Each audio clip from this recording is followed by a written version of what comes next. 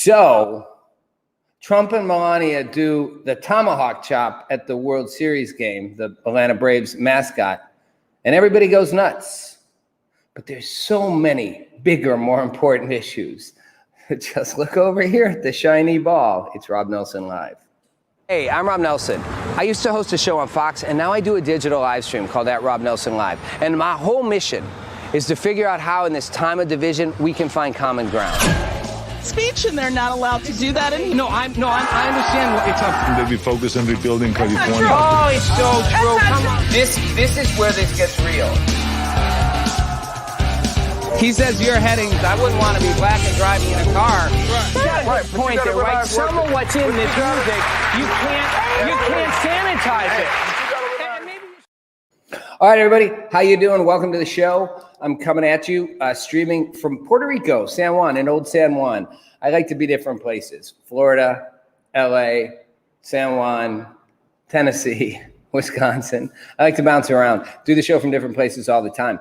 A lot going on. We're going to get to it before the end of the show, but since we're live, the Virginia governor's race is happening right now. The polls have closed, and we'll get to that. The Republican Youngkin is ahead of former Democratic Governor Terry McAuliffe, which is significant. It's not done yet. There's a lot of votes still to be counted, but I'll tell you why that matters.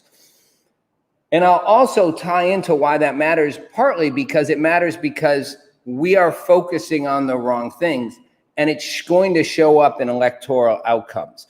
I want to start with where I did my tease, the tomahawk chop. So at World Series Game 4 in Atlanta, Trump and Melania show up. Of course, Trump claims that they asked him to come.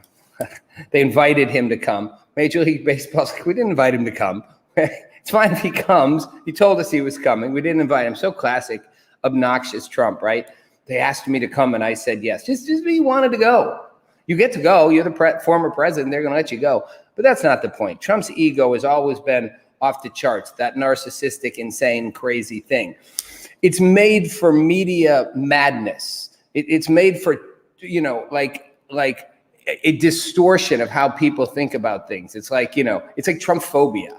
It's like, it's literally an induced state that people get into that Trump seems to trigger in them, which actually has so much more to do than Trump. I mean, Trump's the trigger for something far deeper, far more divisive, far more destructive that's resonating. It's kind of like the Twitter hate fest that get going. Somebody says something, one word triggers, boom, somebody does something. I mean, look at the violence that's happening on airlines. People just like hauling off, punching each other, hitting flight attendants, getting in fights. It's literally, we're a little unhinged, and it doesn't take much to unhinge us more, right? So this sort of delusional obsession with Trump, drives people to literally react to anything he says or does in an extreme way, one way or the other, extremely negative or extremely positive, to the tomahawk chop. The tomahawk chop is, they go like this, like the tomahawk, and it's the Braves kind of chant thing. And people got all worked up about it. It's racist. It's derogatory to Native American people. They're not mascots. People aren't mascots. Okay, first of all, people aren't mascots. People can be mascots. I mean, whatever, it's more if you're a minority person, you can't be a mascot. And there are negative stereotypes and depictions, right? Of any group of people, But I mean, the Fighting Irish, which is Notre Dame's thing. So the Irish people are mascots. So we should stop calling Notre Dame the Fighting Irish. It's derogatory to Irish people. Of course it's not. It's actually complimentary. The Irish fight hard. Now, if you were to go back 100 years, 100 years and a little plus, the Irish were treated like dirt. The early Irish immigrants were treated like garbage, just like the Italians were, right? So you could argue they were a minority back in the day, and they were, it was sort of, people often say the Irish were treated like black people were treated during much of this century, that they were, and they were even referred to derogatorily around skin color and stuff like that. Not that they were dark skinned, but they weren't. But I'm saying, my point is, you could argue the Fighting Irish is a derogatory term to Irish people, right? Oh, all of St. Paddy's Day is a derogatory term to Irish people. What the heck? I mean, Irish people are a bunch of drunks. But by the way, President Biden met with the Pope and made a joke about drinking. It was kind of a little off-taste joke, I think. It was just an awkward joke. I don't know if you saw it. He gives him a medal, and he says, if I come back, you don't have this, you buy the first round of drinks. I joking with the Pope about drinking. I think the Pope said, I don't drink or something, and Biden says, I know. But he says, but I'm Irish, we can drink. Irish people can drink, derogatory. St. Paddy's Day is one giant green beer fest about getting drunk, and Irish people lead the way. And Notre Dame Fighting Irish lead the way. It's absurd to say simply because you put a group in, it's inherently derogatory. It could be derogatory if you chose a derogatory aspect of that group of people. But the tomahawk chop is not inherently derogatory. The tomahawk chop, what Native Americans use tomahawks. Yes. And sure, they scalp people with tomahawks, but they did all kinds of things with tomahawks. It was a war tool, right? It was like their gun, right? It was a lethal weapon.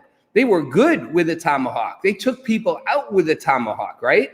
So, my AK-47, it's their tomahawk. Most gun-toting Americans, if you were like, we're making, you've got a gun, you're derogatory, Sylvester Stallone, Rambo. No, it's not inherently derogatory. If it's something you're good at, it was a sign of your power, and the tomahawk was a sign of Native American warrior power. And the Braves never used it as a derogatory phrase. It was always meant as complimentary to the fighting spirit of Braves. I'd actually argue there's nothing wrong with honoring the fighting heritage of Native Americans. They got wiped out by a superior fighting force and by the fact that we spread diseases that were not indigenous to them and they couldn't survive our diseases. We really killed Native Americans because we made them sick, and we had superior weaponry, right? But that said, they fought bravely to hold on to their land. You can argue whether we should have taken over North America from the native people. We did that, sort of like done, past. And we can argue the reparation and what we need or should do for Native American communities that while they have tribal lands are suffering way disproportionately in terms of poverty, joblessness, alcoholism, and I think even suicide. We could talk about all that. That's legit. But the tomahawk, the warrior brave, that was a sign of a fighting spirit. And there's nothing wrong with honoring that. And the Braves never honored it in a negative way, right? And Hank Aaron, right? You want to talk about Black Americans. I mean, Hank Aaron, became who he was as an Atlanta Brave, and broke through racial stereotypes right there. So the notion that the tomahawk is inherently racist is just BS. It's just PC BS. There's nothing inherently racist about the chop. I would argue there's something actually inherently complementary to the fighting spirit that embodied Native American warriors. It's how you use the phrase. It's how you use the depiction, not the mere fact that you have a depiction of a group of people that you choose to do favorably. However, beyond that, Rob Manfred, the head of the chairman of the commissioner of Major League Baseball, said basically the Eastern Band of Cherokee Indians, which is the tribe that's local to Atlanta, the Eastern Band of Cherokee Indians, is 100% supportive of the chop and of the name the Braves. And Manfred said, look, as far as we're concerned, we're doing right by the Native American community in our community. And he's right. And the tribal leader of the Eastern Band of Cherokee Indians said, basically, you want to focus on a problem? Focus on the real problems we have. Don't focus on the chop. Focus on the real issues, the poverty, the alcoholism, the joblessness, the state of our community, the needs of the Native American people in our community. Focus on that if you want to focus on a problem. Forget about the chop. It's just like it's like a virtue signaling thing. It's like white people with BLM, and a number of Black people I know who were like, oh, great, you're feeling good now. Your white privilege has made you feel good because your white privilege is allowing you to be an activist for Black people. Are you coming in and fixing our community? Are you making our lives better? Or do you even care if our lives are better? Do you care about the state of our lives, the conditions? Or you just focused on that police shooting? Because we got tons of violence, crime. We got black on black shooting. We got poverty. We got joblessness. We got terrible education. We got crappy infrastructure, some of which is the result of a definite long history of systemic and active racism. I don't people say there's no systemic racism. There was active racism. There was an active attempt to disempower black people financially, economically, deny them housing opportunities, deny them loans, deny them all kinds of things, destroy successful black communities that were working and thriving. That was active. You want to call it systemic? You want to call it intentional? I don't care. It was there. You want to deal with those problems? Deal with those problems. Most black people be like, focus on those problems. Don't make yourself feel good because you went out and chanted along in a BLM march. And I'd say the same for the Native Americans and the tomahawk chop. That said, the focus on the tomahawk chop is, of course, because Trump did it. With this obsession with Trump, let him go. The more you obsess, the more he grows. It's like an itch. You just keep itching it, it just itches more. You're just bringing back your nightmare. You're just bringing your Freddy Krueger back. He's coming around and he's gonna be at a polling booth near you in 2024 as a Republican candidate for president, and he just might win. And by the way, I am not saying I want that outcome, but that's the outcome you're getting. This obsession, can't let go. You know, we're going to talk about the Virginia governor's race again in a minute, but Terry McAuliffe they can't stop saying Trump. Biden went to campaign for McAuliffe and he kept saying Trump, Trump, all about Trump, Trump, Trump, trying to tie Trump to Youngkin, Trump, Trump. This obsession with Trump, for God's sakes, let Trump ride off into the sunset, which he's not going to do. And the more you obsess, the more he likes to ride back in. But a second issue that sort of is this weird, odd focus is and one that I found funny, Hazard High. Hazard High in Kentucky. I'm not making this name up. It's called Hazard High. It's a place called Hazard. And every year they do this thing, which this year they got attention for because they posted on social media, although maybe they posted it on social media last year and it just flew underneath the Twitter sphere. But they do an event and they call it the male pageant. And high school boys dress up in drag. So they take all these athletes, like, you know, the wrestlers and the football players, and they dress them up in drag, and it's a male pageant, and they literally go out and do, like, you know, awkward, uncomfortable lap dances on the male teachers at this assembly. Crafty, can you pop the picture I took of Instagram or Twitter? I think it's a Twitter tweet on it. There it is. Mayor of Hazard, Kentucky, and he's also the principal. He's the mayor and the principal. Holds an assembly of the male pageant. Student came dressed in lingerie, gave lap dances to staff. So if you look at those pictures, just take a second. They're not blowing up there. But the first one, that's a guy with stocky legs, and he's wearing a bra, stuffed bra, and panties. Underneath him, you can't see the whole thing, but it's a guy in a wrestling suit. He's wearing his wrestling outfit, but he's like got like tights on along with it. Thanks, Crafty, for the pic. You can just go check it out if you want to Google to see the full-on pictures. And people went nuts on both sides, politics on the left and the right. On the right, they were, of course, outraged, just disgusted at this, once again, this horrible destruction of family values. How dare you? How dare you have these boys parading around in drag and doing fake lap dances? Oh my God, I'm shocked. I'm disgusted. I'm horrified. America's going down a moral landslide that's going to end in our destruction, in the gates of hell. Whatever. And the cheerleaders dressed in Hooters shirts. Meanwhile, on the left, people went nuts the other way. Oh, what a disgraceful depiction. Girls in Hooters shirts. And what's wrong with this? It's a conservative community. Note, it's a conservative community. Hazard High is not liberal. It's conservative. And they went nuts on it, how disgusting and disgraceful. And the city and the town defended the mayor, and he's the principal, same guy. They were like, he's a great guy. His name is Happy. Like, that's his nickname. And people were like, he's the best. He's great for our town. We love him.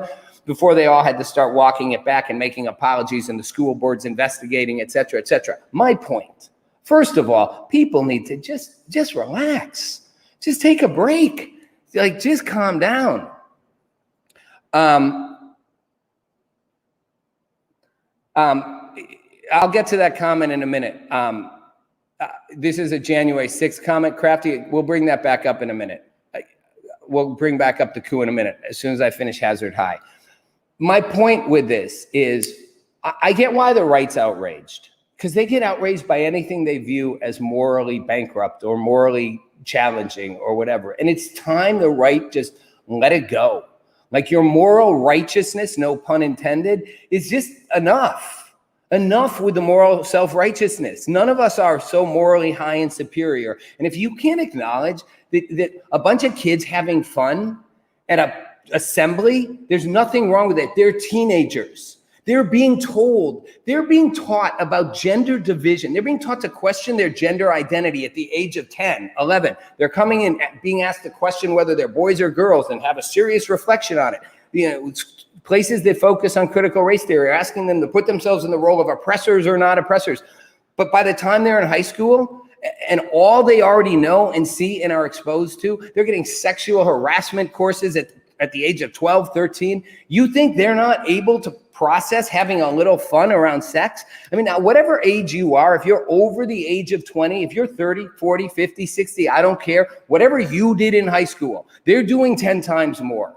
I remember 10, 15 years ago when they were having blowjob contests and people were outraged, you know? Like, kids do things that we are shocked by. We did things that our parents were shocked by. But at the end of the day, a little innocent fun, who cares? But more than that, why is the left worked up? Why aren't you celebrating? I mean, these are people, boys, active, hetero boys, muscular athletes, choosing to just throw racial or gender conformity to the wind, put on leotards and panties and bras and play in drag. If this were the Abbey in West LA before, sadly, the Abbey had to close or was closing because of COVID restrictions, but the longtime gay club, if this were anywhere, Halloween on Santa Monica Boulevard in Los Angeles, you got all kinds of people out there in drag, bulky, masculine men dressed up like women. The classic, the best drag queens ever were the most masculine ones. Not some looked real feminine, but the most fun ones were often the ones that didn't. So these boys are willing to throw their gender norm to the side and play. And they were laughing, and the teachers were laughing, covering their faces, but laughing. That should be a plus. They're not afraid. They're not homophobic. They're not LGBTQ plus, trans exclusionary. They're playing with it. And the girls in Hooter shirts, who cares? They're playing with it. They're playing with the idea that the girls wear Hooter shirts and the boys are dressed up like girls and bras and panties and having fun. Gender nonconformity. Liberals should be leaping for joy that that's happening in a conservative community. They should be psyched that that's going on, not obsessed and drilled in on how offensive it is. And you would be if it was happening in West Hollywood, because it's a positive, not a negative statement. And they were simply having some fun. But no, we get all morally indignant, which really leads me to chopped as in Food Network. No, it's chopped as in the Atlanta Braves tomahawk chop chant. But thanks for the question. But I guess you could tie Food Network into that. So to me, this all kind of comes back to the fact that we're obsessively focusing on the wrong things. And we're looking past the real issues and the real things that are going on in our country right now. One of which, and by the way, the same obsession like with Biden, all the news about Biden's falling asleep at the climate summit. If you watch the video, he's falling asleep. Okay, listen, I went to a cryptocurrency thing the other night and I started to fall asleep. Like, you fall asleep when you're tired. Now, I know Sleepy Joe's got a problem because he seems to have been falling asleep the whole time he's been president. And by the way, he's like taking like a third of his days have been like vacation days, like out of town, going to Delaware. I'm sure he works while he's gone, but it's a little like the light load. But I don't really care that he's drifting off. Like, he's tired, he's old, whatever. You never expected him to be like a gung-ho like Obama or Clinton or Trump, like go, go, go, go, go. If you voted for him expecting that and the obsession with him falling asleep at a thing, who cares, really? But what I do care about is COVID mandates. And I've said before, COVID mandates are going to be a defining line in this whole thing. Bill Maher, who I always think is a bellwether in some ways for things that are going on in politics, because he's a classic liberal. I know a lot of liberals, especially progressives, think he's more like to the right, but he's I was on Politically Incorrect years ago. I mean, Bill Maher is a classic liberal, and he's a seriously left of center. He may not be a hardcore Bernie lefty, but he's pretty far left. He is pretty far left, and he's pretty anti-right, pretty anti-conservative, super anti-Trump. Bill Maher to me is an interesting bellwether, and on his show, on Friday, he really lit into the vax thing and was kind of like, enough is enough.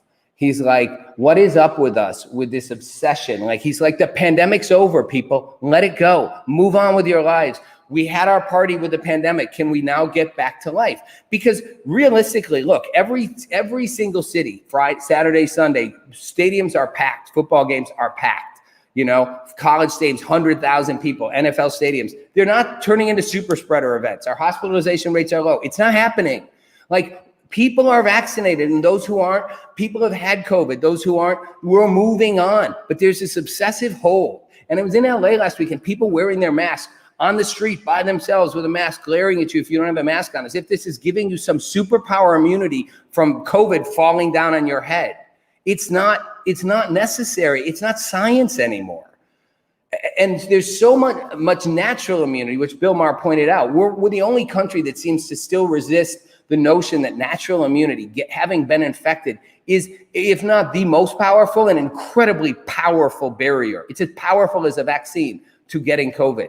And he pointed out an interesting statistic, which was that a survey found that Democrats, 50% of Democrats think that if you are unvaccinated, you have a 40+% chance, or sorry, 41% of Democrats think if you're unvaccinated, you have a 50% chance of going to the hospital with COVID. And Bill Maher goes, it's 0.89. Now, by the way, if you're vaccinated, it's 0.01, which is lower. But what are they both? They are both less than 1%. Vaccinated, unvaccinated, less than a 1% chance of going to the hospital with COVID. That's not a high percentage. You give me a less than 1% chance in anything in life, I'm going for it. Like, that's not a high number. This pandemic in our country is largely past. We're worried about not getting COVID, even if it won't hurt me. I want my booster shot because I don't want to get it, even if I'll be fine if I get it. We weren't obsessed with getting colds, the flu. Yeah, we were fine with it. We've gotten obsessed with this. Now, don't get me started on the third world where we've not given anyone vaccines, where, well, the numbers are highly limited, and you are really at risk of still having a serious pandemic and all kinds of massive hunger problems. You know, they're even saying climate problems being triggered by where this is happening and how it's affecting populations. But in the US, we're acting like if I get COVID at this point and I'm a healthy person, oh, it would be terrible. Well, you'd be absolutely fine. And Bill Maher's point, as he put it pretty simply, give me the vax or give me a mask. Stop making me do both. You can't tell me to get vaccinated and tell me to wear a mask too. Now they are, but Bill Maher is reflecting what a lot of people are saying, which is we are obsessed with this. We're not acknowledging people's natural immunity. We're not acknowledging that people are going out living massive crowded events and they're not super spreaders. And we're not acknowledging the fact that if you're vaccinated, you don't need to be wearing a mask. Yet in places like LA, people not only have to wear them indoors, they're wearing them all over outdoors. It's like they won't let go. The mandates, though, are where the dividing line comes, because the mandates, I think, are a breaking point that go way beyond the vaccination. And people have tried to argue, oh, most people don't care. It's not a civil rights issue. It's not a personal liberty issue. It is. And you're seeing it play out in all kinds of industries, communities, from firefighters to police unions, to nurses, to doctors, to airline pilots, to athletes, to truckers, and on and on and on. Especially anyone who's unionized, where they have a representative. Do not tell us we have to get that vaccine or else. Crafty, can we play the little, it's NBC or CBS News clip on this? Late today, as New York City's COVID vaccine mandate for municipal workers kicked in, unions for the nation's largest fire department warned of the potential for closed firehouses and longer emergency response times. New York City is going to come to a crisis on Monday morning. Earlier today, the city said just 67% of its firefighters had received at least one dose. From coast to coast, more showdowns over shots. Los Angeles County Sheriff Alex Villanueva is calling his area's COVID vaccine mandate an imminent threat to public safety, saying it's causing a mass exodus within his department. Why are they all leaving? A sidebar. If you're a fireman or a firefighter or a police officer, sorry for saying men, police officer, firefighter, you're rushing into buildings, you're facing people with guns pointed at you, you're willing to take those risks for decent pay, but certainly not astronomical. You're running into burning buildings, really? And we're going to fire you if you won't get the vaccine. Seriously? What happened to our heroes, our first responder heroes a year ago? Oh, now they're bad people because they want to get the vaccine. And it gets downplayed a lot in the media as if it's a tiny minority. It's not a tiny minority. You know, the LA County Sheriff saying it's a mass exodus we are witnessing. You know, firefighters in New York not showing up for work, firehouses being understaffed in the biggest fire department in America. It's happening all over. Southwest Airlines, planes canceled a few weeks ago because of weather, really weather, right? Staffing shortages, weather. I was in Florida. There wasn't bad weather. I missed the storms. I'm sorry. I missed the storms that hit Orlando and Tampa. Wait, I was swimming that day. There wasn't weather. And then American Airlines this last week, massive cancellations due to weather and being unprepared to staff for the surge of new travel post-COVID. That surge of new travel was already happening. They were well prepared. You don't believe it was true? I happen to have an interesting experience where I got on an American Airlines flight to fly down here. And I just happened to get in a conversation with the pilot before we got on the plane about this because I was trying to figure out if my flight was going to go. He invited me in the cockpit. I sat in the cockpit with the pilot and the co-pilot before we took off, of course. And we had a really frank, honest conversation about it. They are furious about the mandate. Both of these pilots are willing to get fired. And they're not that far from their pensions, their retirements, rather than get the vaccine. They all have horror stories around the vaccine of people they know and people in their families. But more than that, when I asked them, how deep is this resistance? Because the media likes to portray it as if it's a very small number of people. They estimated that within their airline, 40% of pilots don't want the vaccine mandate. And they said, our management has no idea how big this resistance is and how many people are not going to get the second shot and are willing to walk off the job. You're going to see a lot of flight delays. Those flight delays aren't because of weather. They're not because of unplanned staffing, because of growth of passenger travel. They're because pilots and flight attendants don't want to be forced to get the vaccine. They're only doing it because they were forced, many of them. Not all. Some are doing it because they want to, but many did it because they were forced to, and they won't get the second shot. And that resistance is deep. One massive major airline, and you can say, oh, it's what a couple pilots know. I'll tell you what a couple pilots know. A couple pilots know what pilots think.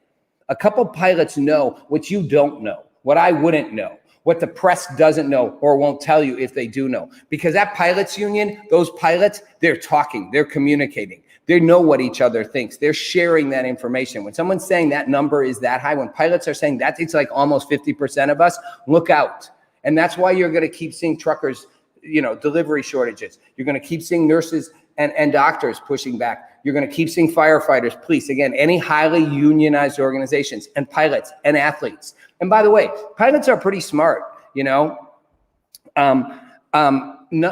pilots are extremely smart people, right? I'm not saying they're like rocket scientists. They didn't design the planes. But in all these categories, you're dealing with people. They're not just like, not to knock an Uber driver, but I'm saying, you're making critical choices when you're flying a plane or when you're a doctor that save and affect people's lives. You're highly skilled. And you're looking at something, and you're technically, mechanically skilled as a pilot, and you're looking at something and going, this doesn't feel right to me. Part of it's fear around the vaccine. And when I've talked to doctors on both sides, even the most mainstream doctors, as well as the less traditional ones, will say, there's enormous resistance for lots of reasons, including fear of the vaccine, misinformation, feeling they'll be fine if they get COVID, all kinds of reasons. But mandates push a whole nother button. Mandates push the button, which is, do not tell me I have to get a shot in my body. Do not, especially when we are largely through with the pandemic, we are seeing most people functioning. People are going about their lives, thousands and thousands of people interacting, jammed into airports, jammed into stadiums. At airports, they have to wear masks. At stadiums, no one's wearing masks. I mean, like 1% of the people. COVID hospitalizations for vaccinated and unvaccinated, under 1%. People are living, people have had COVID and are moving on and being fine. And people are getting COVID and being fine. We have vaccinated the most vulnerable populations. We have vaccinated the immunocompromised. We have vaccinated elderly populations, and we've made the vaccination available to any American who wants it. But that's not enough. Now everybody has to get it, and let's start vaccinating kids. And by the way, kids are the one area where there are massive, massive potential risks. And you are going to see, and I'm going to be covering more and more data about the risks to kids. Already we know in many countries in Europe and elsewhere, they are not vaccinating teenage boys because the risk of myocarditis, a heart inflammation, is 6 times higher than the risk of anything bad happening from COVID. Now, people will say it's a small risk, but it's 6 times higher than anything bad happening from COVID. So, and there's all kinds of other things. You want to vaccinate 6-year-olds now. They want to make 6-year-olds get a vaccination for a disease that will literally under 500 kids in the last year and a half in the United States have died from COVID. And almost all of those had some kind of other complication. That's the same numbers as the flu, but you want to make kids get a vaccine that we really don't know enough about when they're all going to be fine? Why? This is not any longer about health or science. This is about some weird political, it's either a massive control move, big pharma wanting to make billions. Yes, sorry, I know I said it wrong. Myocarditis, inflammation of the heart muscle, which, by the way, myocarditis, I can't say it. Myocarditis is permanent. It never goes away. You vaccinate a 16-year-old boy, if he gets myocarditis, it never goes away. He gets COVID and he's not immunocompromised, it goes away and he's fine for the rest of his life. But you want to take that risk? Why? Ask yourself why. Is it an obsessive reaction to Trump? Trump started all this by diminishing the disease. I firmly believe, had somebody else been president, not diminished the disease, a Democrat been president, then we would now be in a place where everyone's wanting to let go and move on. But because Trump did it and Trump created this whole thing about COVID's not that big a deal. And he was a jerk about it. He got COVID. He's like, see, no big deal. Instead of being like, no, it's a big deal, but I got it. I'm older. I'm not young. I'm overweight. And I survived it because of great medical treatment and early interventions. And you can't be diminished. But because of that, there was this pushback, this reaction. And now it's as if the other side just has to stick into it. Like masking yourself in open air environments by yourself on a street in sunny Southern California is absurd. It's beyond virtue signaling. It's pure fear driven by a notion that if I put this thing on, it protects me no matter what, when it doesn't anymore. And it does in certain settings. But if everybody's vaccinated, it's not really. And breakthroughs are happening with vaccinated and unvaccinated. But for the most part, anybody getting COVID who's not unhealthy is fine. Not to mention obesity, which, again, I love to point out things Bill Maher says because he usually says them with such humor, points out, why can't we say that obesity is a problem? Fasting. I am for, listen, I'm not anti-vax by any means, not at all anti-vaccination. I've had many vaccinations. And I'm not anti-vaccine with COVID either. I'm anti-mandate and I'm anti this obsession, Fast Eddie, with vaccinating no matter what, this blind obsession. We don't care if you've had COVID. If you've had measles, you don't get measles again. They're not sure how long COVID natural immunity lasts, but every doctor knows, every virologist, I don't care where they sit on the political spectrum, knows that natural immunity is a powerful form of immunity in any disease, in any viral disease. So why would you just diminish that completely? Why would you look past the fact that young, healthy people don't get severe symptoms from COVID and largely are fine? And by getting it, as one ICU doctor told me, a prominent ICU doctor in Northern California who won't go on the record because he'll lose his jobs, but he is prominent and he's respected, said, let young, healthy people get it, we'll be fine. It will actually help create herd immunity. Why do we deny that? Why do we insist that kids who are literally have a 0.00001% chance of dying have to get vaccinated? It's absurd. And why do we still insist we can't acknowledge conditions that lead to it? You're not allowed to say obesity is a problem because it's body shaming people. It has nothing to do with body shaming people. First of all, being overweight is not healthy. That's not body shaming either. But if you're overweight, you're overweight. Fine. Lose some weight would be better for you, healthier in the long run. But I'm not body shaming you because you are. And if you're happy with it, be happy with it. I grew up knowing a couple opera singers, and this one guy, Bob, was huge, and he loved being big. He was like Santa Claus, and I loved that he was big, and he loved that he was big. Good for him. But to deny you can't even say obesity is a problem. It is. It leads to more, when you get COVID, more problems. Can't say that. That's bad. But you can certainly say vaccinate 4-year-olds. It's crazy, the obsession. So fast editing, it's not that I'm against vaccines or even this vaccine, although these vaccines have some problems. And I've talked, like I said, to people like Dr. Robert Malone, who's the architect of mRNA technology, and I'm going to have him on the show. And he didn't create these vaccines, but he's a vaccine creator, and he's the basis. He was the kind of one of the couple architects, was actually nominated for a Nobel Prize this year, didn't win because he says there's problems with the vaccine. But he created the architecture on which mRNA vaccines are built. He is a vaccine, his whole career, his whole life has been dedicated to vaccines. And he believes mRNA technology will create life-saving, transformative, a transformative life-saving effect for millions and millions of people for all kinds of diseases. But he thinks there's problems with this vaccine. We can't even talk about that, acknowledge it. There are problems. So if there are, let's not force everyone to get it. Let's let anyone who wants it get it. Let's get those who need it to get it, and let everybody else live their lives. Why can't we do that? Ask yourself why. And Big Pharma makes billions by getting everyone vaccinated 3 times. You think that isn't entering into their heads? Of course it is. Government can control people. Why do governments like to control people? I don't know, because power makes people want power. And there's this obsessive reaction to being counter-Trump. So whatever he did, we have to do the opposite for Enon and Enon. Yeah, Dr. Malone, I mean, he didn't create mRNA, but he was certainly one of the key architects. And when I'm going to have him on, we'll try him on the next week. We'll talk about it. So I wanted to wrap this up. Yeah, Beneficial Club 7534. Yeah, gyms were closed, beaches and parks were closed, liquor stores open. You drank to save your mind and you gained weight. And by the way, one of the dumbest decisions ever made was mandating the closure of beaches and outdoor park spaces. Why would you do that?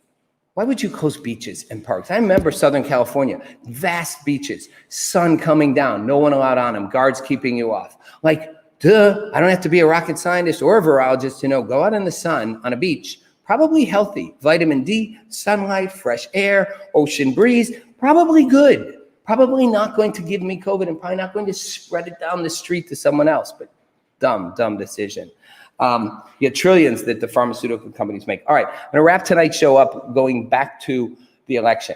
Glenn Youngkin's ahead, the Republican. That's a big deal for a couple of reasons. One, he's ahead, and again, the numbers will keep coming in. But first of all, this was a race Terry McAuliffe never should have lost. He was already governor. It's a highly Democratic state. Haven't had a Republican governor in, 20 years or something. The fact that it was even close tells you something. But Youngkin's outperforming in the suburbs. He's outperforming statewide. And although they're still counting, they benchmark, like, what level of performance do you need to be having to win? And that's starting to make people think he'll win. It's going to be a close race. But the fact that it's close and that if he wins is massive.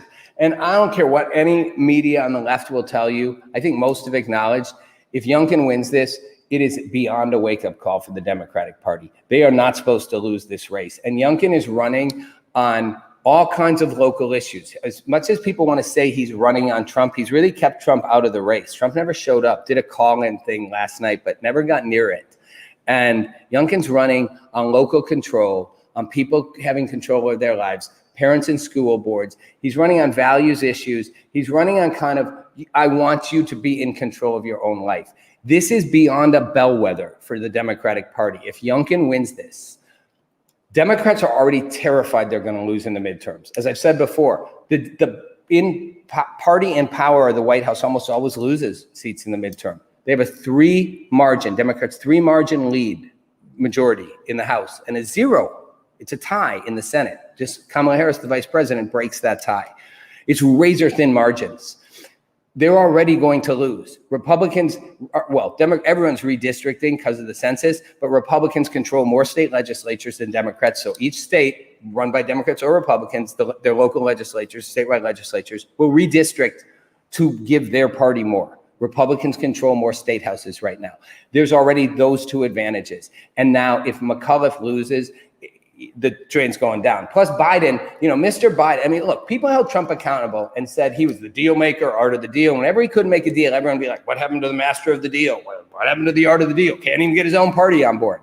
Well, Biden came in as the master negotiator in a different way. He was the guy who could bring everyone together. He was the guy who could create bipartisan consensus. My 40 plus years in the Senate didn't make me a lifelong bureaucrat, government, stick in the mud who literally has no vision or leadership. No, it made me great at making people come together and reconcile. Well, he's not bringing Democrats and Republicans together. He can't even bring Democrats together. The fissure between his own party, between progressives and centrists, goes way beyond two senators, Manchin and Sinema. You've got the progressives, the centrists, they're at odds. And as much as their leaders are trying to convince them to go public that they're together, it's taking them months to get through their own bills. They control both houses. The Democrats control the House, the Senate, and the White House. They don't need a single Republican vote to do a single thing. He can't even get his own party together. That's starting to affect people. They see things not moving. Democrats are going to get hammered in 2022. And if Youngkin wins, and full disclosure, I knew Terry McAuliffe years ago. He actually chaired my advisory board for my nonprofit Leader Leave, which was a big Gen X political organization. Terry's a good guy. Terry was a great fundraiser. Terry's a good politician. I'm not saying he's a bad person. I'm not throwing him under the bus like Fox likes to do. I think his heart's in the right place. I think he's always been about doing public good. He's made a ton of money, but he's used that for good. And sure, he's a lifelong Democrat, He got behind my cause, which was nonpartisan, about saving the future, about deficit, accountability and sustainability on education and economic issues. And it was nonpartisan, it was bipartisan. And he put his name on there, even though he was the head of the DNC fundraising, he put his name on top of our advisory board. He wasn't stuck in the partisanship. He's become more partisan with time. But he's not losing because he's a Democrat.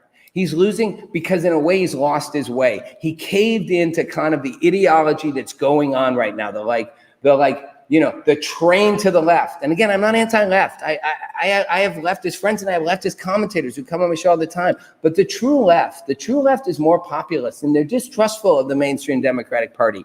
And McAuliffe's caving both to the mainstream drive of the Democratic Party and to kind of this extreme, again, for lack of a better word, the critical race theory type thinking, just jumping on that bandwagon. Instead of just sticking to the roots, I'll go back to Bill Maher, not a centrist, a liberal Democrat.